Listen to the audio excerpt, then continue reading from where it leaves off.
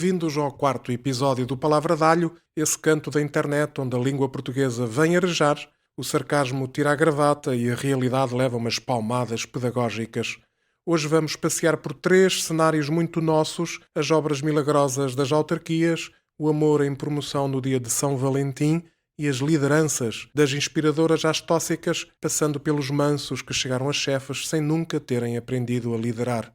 Vamos olhar para os buracos nas ruas e para os buracos na exigência, para os corações de plástico e para as relações de faz de conta, para os cargos bem alinhados e as consciências desalinhadas. Se reconhecerem em algum dos retratos, não se aflijam, isto não é ataque pessoal, é serviço público com alho. Acomodem-se, afinem o ouvido e a ironia, que o episódio de hoje vem temperado com obras, amores e chefias, tudo bem regado em molho de responsabilidade. Começa quase sempre assim, um buraco no passeio, um lancilo partido, um sinal torto. Liga-se para a Câmara ou para a Junta, abre-se uma ocorrência, sentimos-nos cidadãos exemplares. Dias depois chegam eles, os heróis do serviço público visível, em viatura municipal, devidamente equipada com escadas, cones, coletes e, sobretudo, tempo, muito tempo. Chegam tarde, armados em urgência, mas com a calma de quem tem a eternidade por conta do orçamento municipal. Encostam a viatura, acendem um cigarro, fazem um primeiro briefing científico sobre o buraco. Então, mas isto foi quem, pá? Seguido do palavrão de rodapé, e só aí o país percebe que a obra começou porque o decibel sobe mais alto do que qualquer salário. As crianças passam a caminho da escola, aprendem gramática alternativa em direto, os pais fazem de conta que não ouvem e a autarquia, sempre preocupada com a educação, oferece assim um curso intensivo de linguagem imprópria no módulo Obras na Via Pública. Depois vem o momento técnico, a parte mais delicada, que é, claro, montar a esplanada imaginária em redor do buraco. 2 trabalham, um segura na pá, outro vigia o cone e 3 fiscalizam de braços cruzados, não vá ao buraco fugir.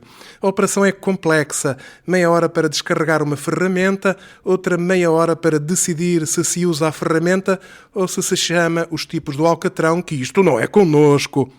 Entretanto, o buraco continua ali, impávido, claramente a abusar da paciência do contribuinte. Quando finalmente se faz alguma coisa, faz-se depressa para não estragar amanhã, despeja-se cimento como quem despeja açúcar no café, alisa-se por alto e está pronto, provisório, eterno, enquanto não chover. Na primeira chuvada, a obra municipal transforma-se em lago municipal. Os anfíbios agradecem, os vizinhos praguejam e a Câmara ou a Junta toma nota para uma futura intervenção, talvez daqui a 1 ou 2 mandatos. E as chefias, essas figuras discretas, quase míticas, que aparecem nas reuniões de balanço e nas fotos da newsletter, mas que no terreno são avistadas com menos frequência do que um cometa Halley administrativo. Surgem, às vezes, apenas para assinar horas extraordinárias ou para lembrar que o importante é cumprir o plano, esse documento místico onde tudo está perfeito, exceto a realidade. Exigência pouca, presença QB, responsabilidade diluída entre divisões, regulamentos e aquela frase mágica, isso não é comigo. No meio disto, a culpa dança de mesa em mesa, é dos trabalhadores que fazem pouco, é das chefias que exigem menos. É de quem manda, que finge não ver. É de quem elege, que volta a pôr lá os mesmos, na esperança de que desta vez o buraco feche e o palavrão baixe o volume. Enquanto isso, de norte a sul, vão-se somando pequenas obras, pequenos remendos, pequenas vergonhas e grandes horas extra, de preferência a um sábado de manhã, que o dever chama, mas a remuneração chama um bocadinho mais alto. Fica a pergunta, quase filosófica, quando um trabalhador autárquico chega tarde, fala alto, faz pouco e faz mal. Está a falhar ele? Está a falhar a chefia? Ou está a falhar um sistema inteiro que recompensa a presença, mas esquece a competência e o respeito por quem vive, trabalha e educa os filhos, ao lado dessas obras eternamente inacabadas? Talvez um dia, em vez de assistirmos às obras como a uma comédia involuntária, possamos olhar pela janela e ver coisa mais rara. Isto é, serviço público bem feito, em tempo útil e em tom de voz compatível com a infância do bairro. Até lá, recomenda-se aos senhores moradores que mantenham as janelas fechadas durante as reparações. Não vá a educação de casa perder para a formação contínua da rua. O amor é lindo, mas o ridículo às vezes é ainda mais fotogénico. Aproxima-se o dia de São Valentim, essa data sagrada em que o amor verdadeiro se mede em rosas de supermercado, jantares temáticos e stories com filtros cor-de-rosa. De repente, quem passa o ano inteiro a discutir por causa da louça por lavar, transforma-se num casal de catálogo com direito à frase feita sobre a minha pessoa e abençoado universo que te pôs na minha vida. Tudo muito comovente, principalmente para o cartão de crédito. É o grande dia do consumismo romântico, em que se gasta o que não se tem em nome de um amor que às vezes nem um mês de conversa aguenta sem avaria. Há quem invista o orçamento do supermercado em jantares all you can post, champanhes de marca impronunciável e peluches gigantes que ocupam meio quarto e metade da dignidade. Depois, no fim do mês, falta para o básico, mas enfim, o importante é que o mundo tenha visto aquele bumerangue do brinde com coração em fundo. E claro, nada disto existe verdadeiramente até ir parar às redes sociais. O ramo de flores não é para a pessoa amada, é para o feed. O jantar não é para saborear, é para fotografar de todos os ângulos. Até a sobremesa sofre sessão fotográfica antes de ser assassinada à colher. O telemóvel come sempre primeiro. As mesas dos restaurantes transformam-se em altares de exibicionismo. Velas, guardanapos dobrados, balões em forma de coração, tudo meticulosamente preparado, não para criar intimidade, mas para garantir que a fotografia rende comentários.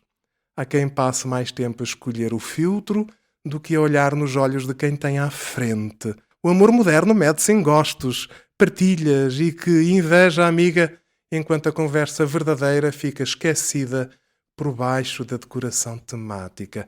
Depois, ao lado logístico da coisa, que é a ciência avançada. Os que têm relações paralelas, namorados ocultos, amores em part-time, de repente enfrentam um verdadeiro desafio. Dividir-se por vários platôs, sem se baralhar nas dedicatórias.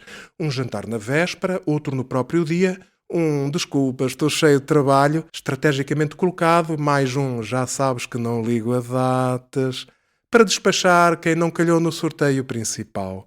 São Valentim aqui é menos santo e mais gestor de agenda. E chegamos ao fascinante capítulo dos presentes. Buquê de clichês, perfumes, lingerie comprada à pressa, chocolates em forma de coração e, claro, os famosos vouchers. Noite inesquecível, cheios de promessas que na prática acabam em ressonar sincronizado no sofá. Depois, ao segmento mais picante, com brinquedos que chegam pelo correio a embalagens discretas, algemas fofinhas, fantasias sexy, que na mente parecem cinema, mas na realidade terminam em cãibra, riso nervoso e alguém a dizer tira isso, que eu não consigo levar-te a sério assim. As surpresas de cariz sexual valem por si. Esposas que parecem de rendas fluorescentes, compradas com pontos do cartão da farmácia, maridos que acumulam coragem líquida em 3 whiskies para ver se aguentam figurino, casais que tentam coreografias aprendidas em tutoriais de duvidosa credibilidade. A teoria é erótica, a prática é, na melhor das hipóteses, uma comédia romântica mal ensaiada. Mas não faz mal, desde que dê para pôr na legenda noite épica com o melhor do mundo. E no meio deste circo todo, alguém pensa nos pequenotes? Porque há os casais que planeiam a noite especial, mas que se esquecem do pequeno detalhe, as crianças. Quem fica com elas? Os avós já estão fartos de ser spa de urgência para pais apaixonados. As babysitters cobram tarifa de ocasião. E há quem acaba a viver o romance ao som de um "Mãe, não consigo dormir!" vindo do quarto ao lado. O erotismo perde sempre para um pesadelo infantil e para um copo de água à meia-noite. Talvez no meio do ruído do marketing, dos corações de plástico e da ginástica para impressionar desconhecidos na internet, valha a pena fazer a pergunta incómoda. Quem ama mais? O que gasta o ordenado em encenações de um dia ou o que tem a decência de ser minimamente presente todos os outros 364? Mas isso dava pouco like. E como se sabe, se não for para publicar, quase parece que o amor não aconteceu. As lideranças que temos dizem muito sobre o lugar onde estamos, mas dizem ainda mais sobre aquilo que aceitamos calados. Há líderes que inspiram, orientam, assumem o erro, e há os outros, os que sobem pela porta do fundo, os que lideram por medo, por cobardia ou por vaidade, travestida de competência. Há chefias que sabem ouvir, que protegem as equipas, que assumem a responsabilidade quando algo corre mal e distribuem o mérito quando algo corre bem. São raras, mas existem. Não se irritam com perguntas, não confundem autoridade com grito, nem respeito com obediência cega. Um bom líder não precisa de humilhar ninguém para ser levado a sério. Precisa de ser justo, coerente e presente. Depois vêm as lideranças tóxicas, especializadas em sugar energia, tempo e amor próprio a quem trabalha. São os chefes que decidem por impulso, que comunicam por boato, que elogiam na ausência e desautorizam em público. São peritos em controlar, mas analfabetos em motivar. Gostam de dossiês, de relatórios e de reuniões, desde que sirvam para mostrar poder, não para resolver problemas. E quando falham, não falham. A equipa é que não esteve à altura. A liderança tóxica é aquela que transforma profissionais competentes em pessoas exaustas, desconfiadas, silenciosas. E o silêncio, nesses contextos, não é paz, é medo. Há ainda a fauna fascinante dos mansos que chegam a chefes, pessoas sem espinha dorsal, que passam anos a dizer sim a tudo, a evitar o conflito, a não se comprometer com nada, até que por desgaste ou por comodismo institucional alguém lhes põe um carimbo na mão e uma cadeira mais alta. Continuam mansos para cima, mas descobrem subitamente uma inesperada coragem para baixo. Com os superiores são dóceis, com os subordinados tornam-se zelosos, cumprem ordens absurdas, impõem regras que nem compreendem e justificam tudo com a frase clássica: não sou eu, são as normas. O manso chefe não arrisca, não defende ninguém, não afronta injustiças, limita-se a sobreviver no cargo. Não lidera, ocupa. É o funcionário que subiu de graus, mas não cresceu um único milímetro. Mas convém não esquecer. Lideranças tóxicas e mansos providos não aparecem por geração espontânea. São escolhidos, mantidos e muitas vezes reciclados pelos sistemas que preferem gente previsível a gente livre, gente dócil a gente pensante. E enquanto as equipas se vão adaptando, engolindo sapos, fazendo o que podem para não criar problemas, o ambiente degrada-se, o talento desmoraliza e os bons acabam, mais cedo ou mais tarde, por sair ou desistir por dentro. No fim, a pergunta é simples, mas crucial. Liderar é mandar ou é assumir responsabilidades? E assim fechamos o 4º episódio do Palavra de Alho, depois de remexermos nos buracos das ruas autárquicas, nos corações de plástico do São Valentim e nas chefias que lideram mais por acidente do que por competência. De obras eternas a amores de stories, de mansos promovidos a tóxicos empedernidos, fica o aviso. O mundo melhora quando paramos de aceitar remendos mal feitos, encenações efêmeras e poder sem espinha. Até ao próximo episódio, até lá, que as suas ruas se liguem depressa, os seus amores sejam de 365 dias e os seus chefes saibam liderar sem precisar de gritar nem de se esconder. Cuide da sua ironia, porque ela faz falta, e nunca por nunca peça desculpa por existir.